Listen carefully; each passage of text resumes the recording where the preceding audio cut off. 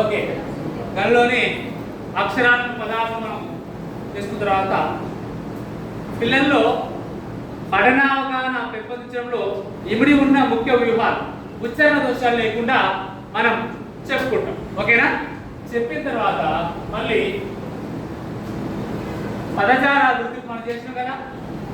పదజాల అభివృద్ధి విద్యార్థికి ఎంత పదజాల అభివృద్ధి వస్తే అంత పఠనావగాహన పెరుగుతుంది. అయితే ఇక్కడ ఒక ఉపాధ్యాయుడు విద్యార్థికి అడవి అనే భావనను కల్పించాలనుకుంటున్నాడు. అడవి అనే భావన కల్పించాలనుకున్నప్పుడు ఒక కథ చెప్పుకుంటా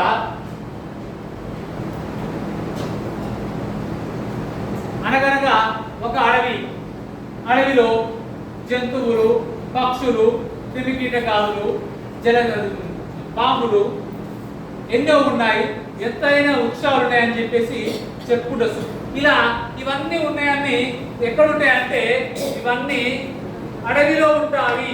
ఎక్కడ ఉంటాయి? అడవిలో ఉంటవి అని అడవి అనే భావాన్ని కల్పించడం కోసం అడవి వచ్చినప్పుడు ఈ విధంగా హైలైట్ చేస్తూ గుర్తించే విధంగా కలర్ మార్పు అతను గుర్తుండేట్టుగా ఒక ఫ్లాష్ కార్డ్ చేస్తూ అడవి అనే భావనను కల్పించే విధంగా మనకు అవగాహన అనే విధంగా చేసుకొస్తున్నాం. అడవి అంటే ఏంటి? దాదాపుగా ప్రత్యక్షంగా పోకపోవచ్చు కానీ సినిమాలప్పుడు టీవీలను ఎక్కడో చోట మనం చూస్తుంటాం. అవునా? అలా అడవి అనే భావన కల్పించడం కోసం ఒక పాట చెప్పుకుంటూ మేడం ఆ భావన కల్పించేసి అడవి అనే భావన కలిగించేసి పఠనాభివృద్ధి చేస్తుంది. ఓకేనా? మరి చదివిన దాన్ని అర్థం చేసుకొని చెప్పడం కోసము ఇక్కడ అభినయ గేయాన్ని కానీ చదివిన భావాన్ని అర్థం చేసుకోవడం. ఎట్లా? అభినయ గేయం, చిన్న కథ, వ్యాసం, పద్యం, ఈ విధంగా ఏదైనా ఒక ప్రక్రియ, కథ కావచ్చు, కవిత కావచ్చు, గేయం కావచ్చు, పద్యం కావచ్చు, లేకపోతే అభినయ గేయం కావచ్చు. పాటను అభినయ గేయంగా పాడమని చెప్పడం, ఒక కథను చిత్రకథగా చెప్పడం. ప్రక్రియ మార్పు చేసే క్రమంలో ఏమైందంటే కొంచెం ఉత్సాహంగా ఉంటుంది. సగం పాట పాడి నువ్వు పాట పాడినా అని చెప్పడం. అంటే ప్రక్రియ మార్పు చేయడం వల్ల కూడా విద్యార్థికి పఠనావగాహన శక్తి పెంచే ఉత్సాహం పెరుగుతుంది. అరే ఇప్పుడు మామూలుగా చెప్పినట్టు పటం తిప్పనగానే జాతీయ పటం తీస్తారు. పటాలు తిప్పినప్పుడు జాతీయ పథకం తిప్పమంటే చాలా సంతోషంగా తిప్పుతారు. అదేవిధంగా పిల్లలు కూడా ఒక పాటను పద్యం చెప్తే ఉత్సాహం వేరే ఉంటుంది. అలా ప్రక్రియ మార్చుకుంటూ కూడా చేయించడం వల్ల విద్యార్థికి పఠనావగాహన శక్తి పెరుగుతుంది. ఇక్కడ పఠన వ్యూహాలు చేసే క్రమంలో చదివిన పదాన్ని అర్థాన్ని గ్రహించడం, చదివిన పదం యొక్క దాన్ని చదివిన దాని నుంచి వెళ్ళి అర్థాన్ని గ్రహించడం. అంటే పాఠంలోని విషయాన్ని పరిసరాలతో పోల్చడం అంట. పాఠంలో ఒక విషయం ఉంటే దాన్ని పరిసరాలతో పోల్చుకోవడము. వస్తా అట్లా పోల్చుకోవచ్చునా? పోల్చుతామా ఎప్పుడైనా? ఏ సందర్భం వస్తుంది? బహుశా ఎప్పుడు వస్తా అట్లా సందర్భాన్ని పోల్చుకునే పరిస్థితి వస్తుందా? వస్తున్నారా? ఒక సందర్భమేనా?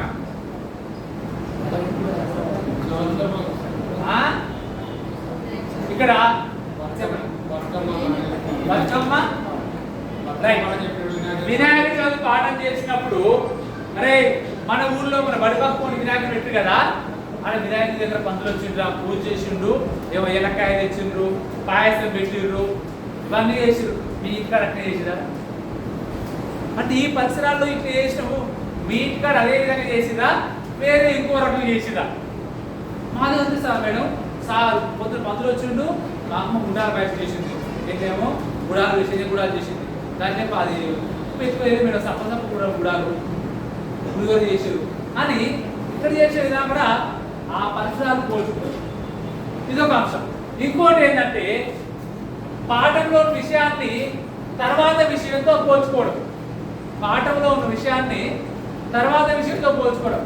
తర్వాత విషయం ఏంటిది? ఇవాళ వినాయక చవితి వచ్చింది, రేపు దీపావళి, బతుకమ్మ పండుగను, దసరాను, సంక్రాంతి వస్తుంది కదా తర్వాత పండుగలు. అరే మనం వినాయక చవితికి ఉండ్రాల పాయసం చేసుకున్నాము, మంచిగా పులిహోర చేసుకున్నాము, దేవునికి ఏంది రవ్వకేసం పెట్టాం కదా, మన దసరా కట్టే చేస్తామా? దసరాకి ఏం చేస్తాం? జమ్యాలు పెట్టుకుంటాం. ఇంకా మంచిగా పాయసం చేసుకుంటాం. బెల్లం వండుకొని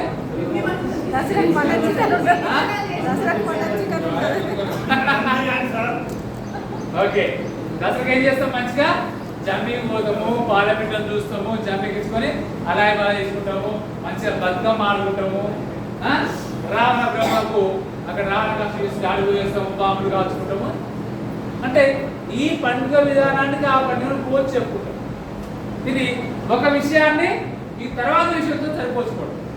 అదేవిధంగా పాఠంలోని విషయాన్ని పరిసరాలకు అన్వయించుకుంటూ ఏం చేస్తామంటే తర్వాత ఇంకో అంశానికి మనము ఏం చేస్తామో అన్వయించుకుంటాం. అర్థమైందా? ఇలా అంటే ఒక సందర్భం నుంచి ఇంకో సందర్భం ఏమి ఉన్నది, ఇక్కడ ఇలా చేసుకుంటే అక్కడ ఎలా చేస్తుంది అనే విధంగా అన్నింటినీ మిళితం చేసుకుంటూ సమన్వయపరుచుకుంటూ విద్యార్థులు పఠనం పైన ఆసక్తి కలిగే విధంగా మనం కృత్యాలు ఇవ్వడం. విద్యార్థి పఠనం పైన ఆసక్తి కలిగేలా, ఆసక్తి పెరిగేలా మనం కృత్యాలు ఇచ్చుకుంటూ పఠనావగాహన పెంపొందించే ప్రయత్నము చేయాలి. అదేవిధంగా ఇక్కడ ప్రశంసాపూర్వకమైన పని చేయాలి. ప్రశంసాపూర్వకమైన పని అంటే వెరీ గుడ్, మంచి రాసిన కొంచెం రాసే ఇంకా చాలా బాగా వస్తానని, అరే పిట్ట తీసు కదా కొంచెం పెద్ద ఉంటే బాగుంటుందనా అని ప్రశంసించుకుంటూ అక్కడ ఏమైనా ఉంటే సవరణ చేసుకుంటూ రావాలి. ఏం చెప్పి ఏం చేసినా కాదు నల్లగా చేయాలి, మొత్తం తెల్లగా చేసేదా రాకుండా నన్ను కొంచెం వచ్చుకోమా, కానీ కొంచెం నల్లగా చేస్తే చాలా బాగా వస్తున్నా, నల్లగా చేసి ఏదో సార్ ఏరియలే సార్ ఆయన నాకు లేవు సార్, ఆమె ఏమంటే ఇస్తలేదు సార్, అంతే సార్ అతను ఏలే కాదు, అక్కడ సౌకర్యం లేక అప్పుడు మనం ఏం చేస్తాము, ఆ సౌకర్యం మనం కల్పించేసి అక్కడ నల్లగా ఏం చేస్తే సూపర్ సూపర్ అన్న వెరీ గుడ్. కానీ ఆ ప్రశంస అనే విషయాన్ని, ఆ మెచ్చుకోవాలనే విషయం అక్కడ విమర్శనలో వర్ణిస్తుంటాయి అన్నమాట. మెచ్చుకోవడం, గుర్తించడం, గౌరవించడం అనిపిస్తుంటాయి. ఆ మెచ్చుకోవే క్రమంలో పాఠంలో అంశాన్ని మరి ఈ పాఠం ఉంటుంది కదన్నా, దీనిలో నీకు ఏం నచ్చింది? ఈ పాఠంలో చెట్టు కొరకు పాఠం ఉంది, లేకపోతే ఎరుక విధి పాఠం ఉంది, లేదా కంచెల పాఠం ఉంది, దవల పాఠం ఉంది. ఇందులో నీకు నచ్చిన అంశం ఏంటి, ఆ నచ్చింది ఎందుకు నచ్చింది అని విద్యార్థి చేత పలికించడం, మాట్లాడించడం. తర్వాత ఇక్కడ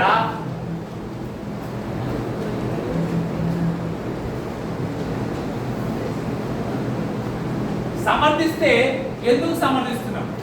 వినాయక చవితి అంటే వినాయక చవితిలో పాయసం మంచిగా ఉంటుంది సార్, పాయసం బాగుంటున్నప్పుడు ఎందుకు అంటే పాయసం అమ్మ ఉంటుంది సార్, అమ్మ ఉంటుంది మేడం, పాయసం మా అమ్మ జీడిపప్పు వేస్తుంది, సారపప్పు వేస్తుంది, మంచిగా బాధతో చేస్తుంది, అమ్మ ఉంటుంది మేడం, అందుకే నాకు వినాయక చవితి పాయసం కోసం బాగుంటుంది. ఆ విషయం గుర్తిస్తాడు. ఆ విషయము తెలియజేసే విధంగా విద్యార్థులు మనము మోటివేట్ చేయాలి, తెలియజేసే విధమైన వాతావరణం కల్పించాలి. ఏది ఎప్పుడంటే నువ్వు అనే సందర్భం కూడా వస్తుంది సార్ విద్యార్థులు, అది కాదు చెప్తాను అవసరం రానని కూర్చొని చెప్పుకోవచ్చు. అంటే విద్యార్థుల స్వేచ్ఛాపూర్వక వాతావరణం ఇస్తేనే మనతో చాలా ఫ్రీగా అతని యొక్క భావాన్ని వ్యక్తపరచుకునే విధంగా అవకాశం ఉంటుంది. మనం అతను స్వేచ్ఛ చేయకపోతే పాపం తన భావాన్ని చెప్పలేడు, మనతో ఫ్రీగా కూడా ఉండలేకపోతే. అదేవిధంగా విభేదిస్తే కూడా ఎందుకు విభేదిస్తున్నామో చెప్పాలి. ఓకేనా? మనము చిన్నారికల పాఠంలో ఉందా, చిన్నారికల పాఠం ఉందా? రైట్. అందులో కాగిత సత్తులు కళ్ళలో చెప్తుంటే మేము ఎంత మంచి చేస్తాం, ప్రకృతికి న్యాయం చేస్తాం, మంచి చేస్తాం, మీరు ప్లాస్టిక్ వాడుతులు, ప్లాస్టిక్ వల్ల ఎన్ని అనర్థాలు అని చెప్పి, అవునా? మనం పాఠం చెప్తాం, తెల్లారి మనం ప్లాస్టిక్ వాళ్ళకి వెళ్ళి తీసుకుంటాం. ప్లాస్టిక్ వాడొద్దని ఏం చెప్తున్నాము? పాఠంలో చెప్తున్నాము, విద్యార్థి చెప్తున్నాము, కానీ అక్కడ మనం ప్లాస్టిక్ వాడుతున్నాం. కరెక్ట్ కాదు కదా? వద్దన్నప్పుడు వద్దన్నట్టే ఉండాలి. ఆ విధంగా విద్యార్థి కూడా అందులో మనం మేడం నిన్న నువ్వు ప్లాస్టిక్ వాడద్దని చెప్పిన మేడం, నువ్వే ప్లాస్టిక్ కావాల్సింది మేడం అన్నకు మనం చెప్తాం సమానం నేను చెప్పలేం కదా. అలా కాకుండా మనము ఏదైతే చెప్తున్నామో అది దాదాపు ఆచరించే ప్రయత్నం చేసుకోవాలి పాఠం. ఎందుకంటే పిల్లలు ప్రతి ఒక్కరు గమనిస్తారు, కాబట్టి మనం దాన్ని జాగ్రత్త వాడుకోవాల్సిన అవసరం ఎంతైనా ఉంది. అవునా కదా? రైట్. ఇక్కడ పాఠంలో ప్రక్రియను మార్చే విధంగా చెప్పుకున్నాం. కథను పాఠ రూపంలో చెప్పడం, చిత్రకథను కథ రూపంలో చెప్పడం. ఓకేనా? కథను పాఠ రూపంలో వాడు. అదేంటి కట్టె పోయి డప్పు వచ్చే డామ్ డామ్ డామ్ ఉందా? గోపిడప్పు పాఠం. గోపిడప్పు పాఠంలో అతను అనుభవించిన సన్నివేశాలు మొత్తం లాస్ట్కు పాట పాడుకుంటూ పోతుంటాడు. ఎగ్జామ్ వచ్చిందా మేడం? రైట్. అట్లా మనము సన్నివేశాలు ప్రక్రియను మార్చుకుంటూ చేయడం. అలా చేస్తే విద్యార్థికి ఉత్సాహం పెడతారు. నేను మంచిగా రాసుకురావాలి. ఇప్పుడు నివేదిక తయారు చేస్తున్నాం. ఒక మేడం మంచి రాసుకొచ్చింది, తెల్లారి ఆ మేడం మంచి రాసుకొచ్చింది. ఆయన ఏం చేస్తారు? కొద్దిగా డిజైన్ వేస్తాడు. తెల్లారి డిజైన్ వేస్తాడు, పక్క కొన్ని పూలు పెట్టి ఇంకొంచెం ఆకర్షణీయంగా చేసేటారు. అంటే ప్రక్రియను మారుస్తూ ఉంటే ఏంటంటే విద్యార్థులు తనకు తెలియకుండా మనకే ఉత్సాహం వస్తుంది. విద్యార్థికి ఉంటుంది, మేడం నాకు కావాలి, నేను ఇంకొక మంచి చేస్తున్నాను, ఒక రంగులో మేడం మేడం అడుగుతాడు. అవునా కదా? నేను ఏం మేడం, కొందరు ఎంత చెప్పినా మనం వేయొస్తుంది కానీ వేయడంటాడు. ఎందుకంటే వాళ్ళ అమ్మ నాన్న కలర్ పెట్టి మురిగేది, వాడు రంగు మురిగేది, మనం ఇక లేదు. అర్థమైందా? అట్లా ప్రక్రియలు మార్చేసే క్రమంలో కూడా ఆ విధంగా ఉంటుంది. ఈ చెట్టు కొరకు పాఠం ఉంది. చెట్టు కొరకు పాఠం ఏం చెప్తున్నాం మనము? చెట్లను పెంచాలి, చెట్లను పెంచి మంచి ప్రకృతి మంచి పచ్చగా చేయాలి, మనకు చాలా అవసరం అని చెప్తున్నాం. మళ్ళీ మనం ఏం చేస్తున్నాం? మన ఇంటి పక్కన చెట్టే కొట్టేస్తున్నాం. ఊరికే మొత్తం పుల్లు పడుతుంది, ఎన్ని రోజు చెప్పాలి చెట్టు కొట్టేస్తున్నావు నువ్వు అది మన సాయంకాలం అని అంటాం. ఇంకేంటే రేపు గుడిస్తే వాళ్ళు పుల్లు లేదు పనులు లేదు అంటాం. ఒకటే చెట్లు పడుతున్నాయి, మొత్తం ముళ్ళు పడుతున్నాయి, గడ్డి పడుతుంది, ఎంతకైనా ఉంచాలి నేను అది మనం చెట్టు కొట్టే కోతులు వస్తున్నాయి. అంటే మనం మొక్కలు నాటాలని చెప్తున్నాం స్కూల్లో, ఇంటి పోయి చెట్టు కొట్టేస్తున్నాం. అవునా? ప్రభుత్వం అంతే మంచిగా పనికి ఎన్నో మన వెంచర్లు చేస్తున్నారు. వెంచర్లు చేసి ఏం చేస్తారు? మంచిగా ఉన్న చెట్లు అంటే మంచిగా సాఫ్ చేసి పెడుతుంది. ఎక్కడ జరుగుతుంది? ఇక్కడ ఎక్కడైనా ఎక్కడైనా కూడా మనం నేనేమంటున్నా, నీళ్ళు ఆయన కాదు, సహజంగా జరిగే పని చెప్తున్నా. మనం చెప్పేది ఒకటి చేసేది ఒకటి అవుతుంది. అది విద్యార్థి గమనిస్తాడు. మనం చెప్పేది ఏదైనా కూడా ఆచరణాత్మకంగా ఉంటే ఓకే, ఆచరణాత్మకం లేకపోతే కొంచెం ఇబ్బందికరం. రైట్, ఓకేనా? ఇలా మనం ప్రక్రియ మార్చి కూడా చేస్తున్నాం.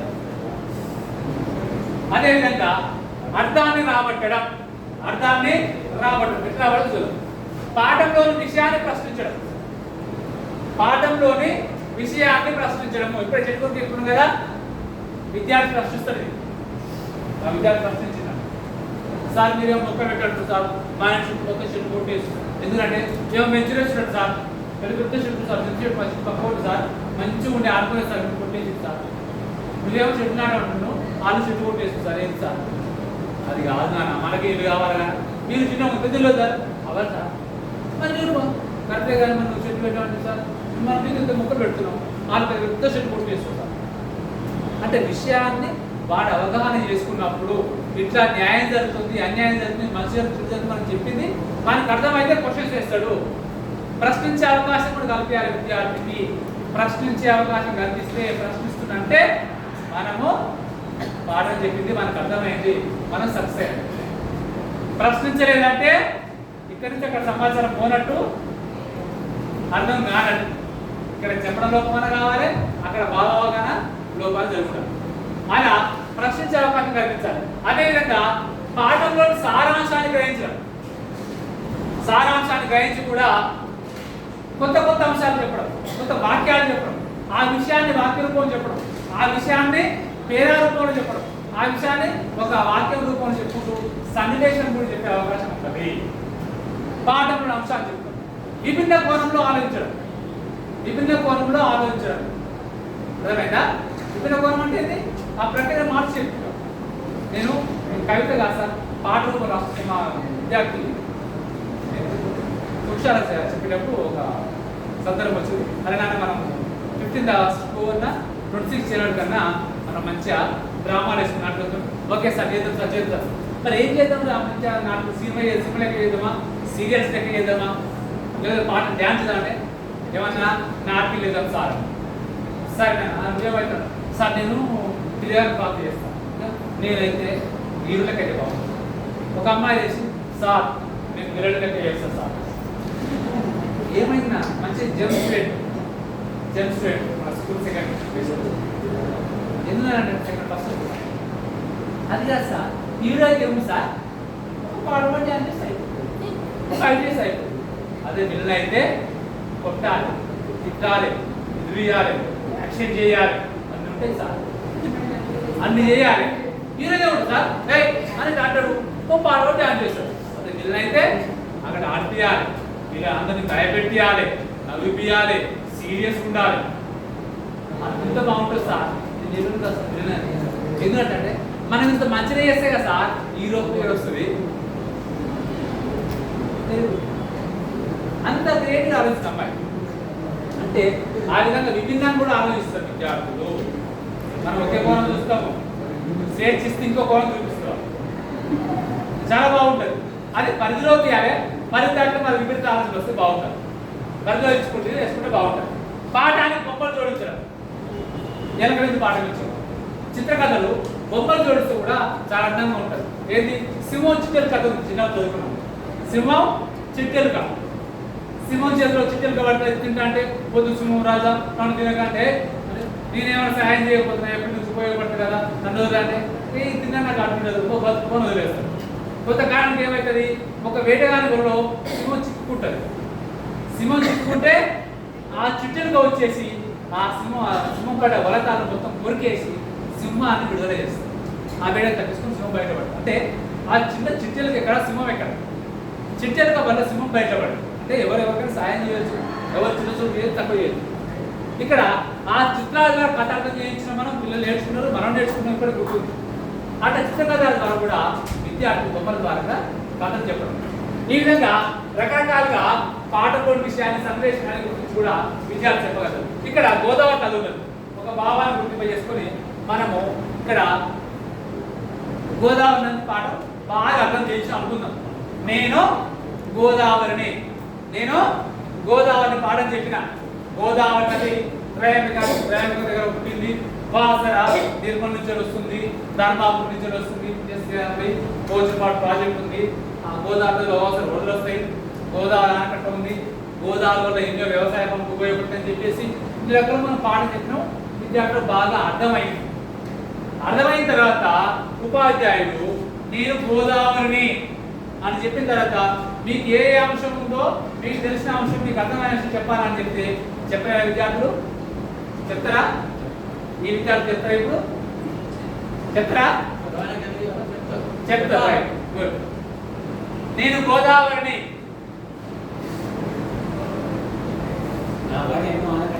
Very good, super. నా పైన ఎన్నో ఆనకట్టలు ఉన్నాయి, నేను గోదావరిని. Very good. నేను త్రయంబకంలో పుట్టాను, నేను గోదావరిని. నన్ను దక్షిణ గంగా అని కూడా పిలుస్తారు, నేను గోదావరిని. నేను మహారాష్ట్ర. Very good.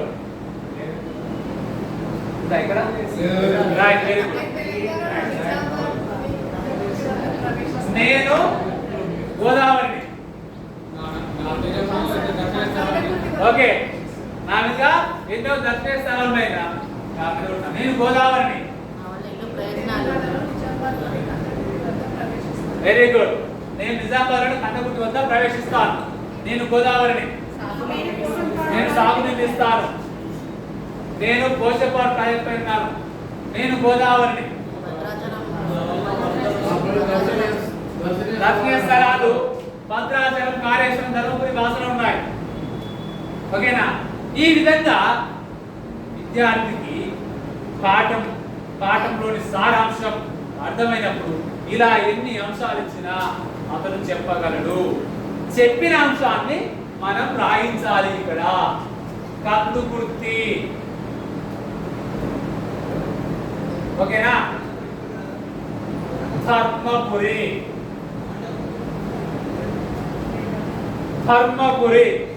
రాసుకోరా, ధర్మపురి. ధర్మపురి ఉచ్చారణలో దోషం రాకుండా ఉండాలి. భద్రాచలం, పోచంపాడు, ఓకేనా, త్రయంబకం, దక్షిణ గంగా అని మనం స్పష్టంగా ఉచ్చరిస్తే విద్యార్థి మనల్ని గమనిస్తే విద్యార్థి ఖచ్చితంగా దాన్ని వంట పట్టించుకుంటాడు. మన దగ్గర స్పష్టత ఉండాలి. రాసే విషయంలో కానీ, పలికే విషయంలో కానీ, చెప్పే విషయంలో కానీ స్పష్టత మన దగ్గర ఉండాలి. స్పష్టత ఉంటే ఖచ్చితంగా విద్యార్థి గమనిస్తాడు, గమనిస్తే అర్థం చేసుకుంటాడు, అర్థం చేసుకుంటే ఆచరణ పెడతాడు. ఇది ఈ విధంగా మేధోపదనం జరిగి విద్యార్థి ఎన్ని అంశాలంటే అన్ని అంశాలు చెప్తాడు, ఏ విషయం అంటే ఆ విషయం చెప్పగలుగుతాడు. ఈ విధంగా విద్యార్థిని పఠనం వైపు ఆకర్షింపజేసి ఇన్ని రకాల అభ్యాసాలు, ఇన్ని రకాల కృత్యాలు చేయించుకుంటూ, అభ్యాసం కల్పిస్తూ, అన్వయించుకుంటూ, ధ్వనికి లిపికి అన్వయం చేసి ఉచ్చారణ జరిగితే, పాఠం చదివిస్తే, మేధోమనం జరిగిస్తే విద్యార్థి పఠనంపై అవగాహన జరుగుతుంది. మరి పఠనంపై అవగాహన చెప్తే మరి ఇన్ని రకాలు చెప్తున్నాం కదా, పఠనం వల్ల ఏమేమి ఉత్పత్తి జరుగుతున్నాయి? పఠనం జరిగింది కదా, ఒక నిమిషం, 2 నిమిషాలు కింది పేరాన్ని చదవండి. మీరు నాకు చెప్పాలి. ఇది ఒక పేరా ఉంది ఇక్కడ, ఇది చదువుతున్నా, నేను చదువుతున్నా, చదివిన తర్వాత నేను సవరించాలి. మంచి ఉంటే ఓకే, మంచి లేవు సవరించాలి. రాజు స్వీట్లు కొట్టేవాడు, స్వీట్లు అమ్మి ప్లేట్ సంపాదించేవాడు. ఒకరోజు జీన్స్ను కలపడానికి గొడ్డలికి పదులు పెట్టాడు. అయితే ఆ రోజు కారం ఎక్కువగా ఉండడంతో జీన్స్ను కలపడం కానీ, ఇచ్చుకొని అమ్మడం కానీ చేయలేకపోయాడు. ఓకేనా? ఓకేనా? బాగుందా ఇది? దీని ఏమైనా తప్పు ఉన్నాయా? ఏం చెప్పాలి? తప్పులు ఎక్కడ చెట్లు కొట్టేవాడు, మరి ఏం చెప్పాను? చెట్లు కొట్టేవాడా? కట్టెలా చెట్ల? కట్టెలు. ఓకే, కట్టెలు కొట్టేవాడు.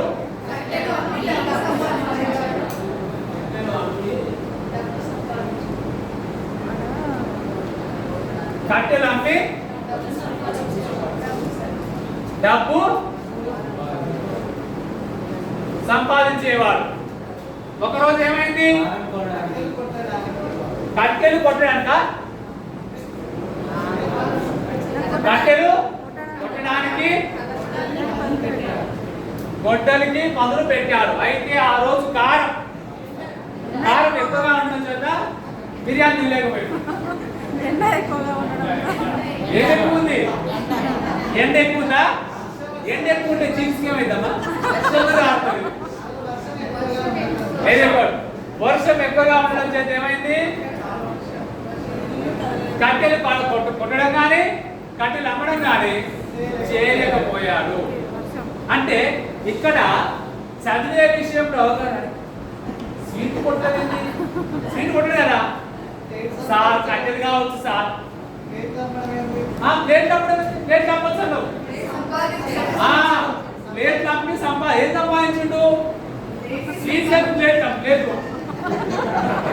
కదా, రైట్. అంటే ఈ విధంగా విద్యార్థి పఠనావగాహన శక్తి పెరిగినప్పుడు ఇట్లా కాదు కదా అన్న ఆలోచన పరిజ్ఞానం పెరుగుతుంది.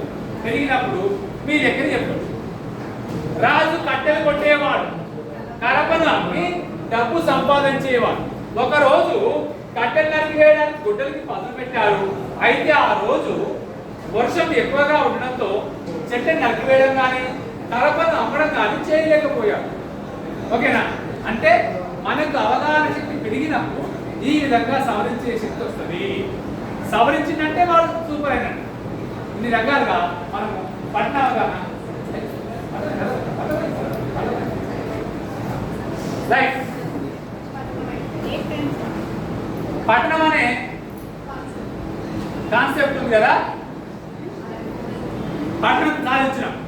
పట్టణం వల్ల మనకు ఏమేమి వచ్చినాయి? ఇప్పుడు పట్టణం వల్ల భాష, మౌఖిక భాష అభివృద్ధి జరిగింది. తర్వాత ఏం జరుగుతుంది? రాయడం వల్ల మనం ఇంకా చదువుతూనే ఉన్నాం, రాయడం స్టార్ట్ కాదు. ధ్వని గుర్తింపు, లిపికి ధ్వనికి అనుసంధానం చేసిన అక్షరాలను గుర్తింపు చేసిండు. ఓకేనా? ధ్వనికి లిపికి అనుసంధానం చేసుకొని అక్షరాన్ని గుర్తించిండు. తర్వాత పదజాలాభివృద్ధి చేసుకున్నాడు. తర్వాత ఏం చేసిండు? ధారాళంగా చదవడం ప్రారంభించిండు. తర్వాత అవగాహన కలిగింది, పఠన అవగాహన కలిగింది. తర్వాత స్వీయ రచన చేయడం ప్రారంభిస్తున్నాడు. తర్వాత వ్యక్తిగత పఠనం చేసుకుంటూ భాషాభివృద్ధి పైన వ్యక్తిగత అభిమానం చేయాలి. వ్యక్తిగత పఠనము మరియు స్వీయ రచన పెరుగుతూ విద్యార్థి పఠనావగాహన శక్తిని పూర్తిగా పెంపొందించుకుంటుంది మీరే. ఓకేనా? ఈ విధంగా మనం రకరకాల కృత్యాలతోటి వ్యూహాలతోటి పఠనాన్ని అభివృద్ధి చెందిస్తే విద్యార్థి చక్కగా ధారాళంగా చదివి పఠనావగాహన శక్తి పెంచుకుంటాం. ఈ విధంగా మనం చేస్తున్నాము, చేస్తామని ఆశిస్తూ ఇంత చక్కని వాతావరణంలో ఇంకా నిమ్మలంగా విని నాకు సహకరించినందుకు ధన్యవాదాలు తెలియజేస్తూ ఈ సెషన్ ఇంతతో ముగిస్తాం తెలియజేస్తున్నాను. థ్యాంక్ యూ అనంటారు. ఒకరి ఆగండి సార్ అందరికీ ఆగే కూర్చోనా ఒక అనౌన్స్మెంట్ మనకు సార్ గారు కూల్ డ్రింక్స్ అరేంజ్ చేసి